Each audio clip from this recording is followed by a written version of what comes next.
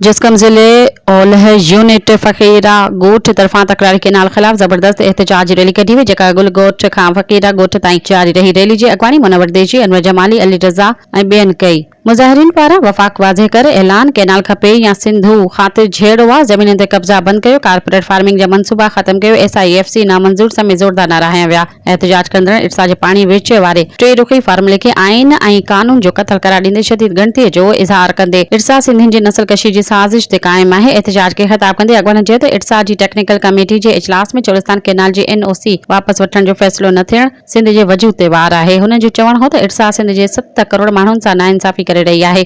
सिंधु दरिया जे किनारनि ऐं प्रेस क्लबनि आॾो एहतजाज कयो वेंदो। हुन चयो त सिंधियुनि जे असल ईद तॾहिं हूंदी जॾहिं सिंधु दरिया आज़ाद वहंदो, न त ही वक़्तु ईद मल्हाइण जो नाहे। एहतजाज दौरान सिंधु दरिया मां निकिरंदड़ 6 तकरारी केनाल खिलाफ सख़्त मौक़िफ़ इख्तियार कयो वियो, जिन में Chashma right bank canal, Cholistan canal, greater Thal canal, Kachhi canal, रेडनी केनाल, थर्ड केनाल। एहतजाज में सिंधी अवाम खे जस्कम जे सॾ ते वधीक वॾे पैमाने ते शिरकत जी अपील कई वई।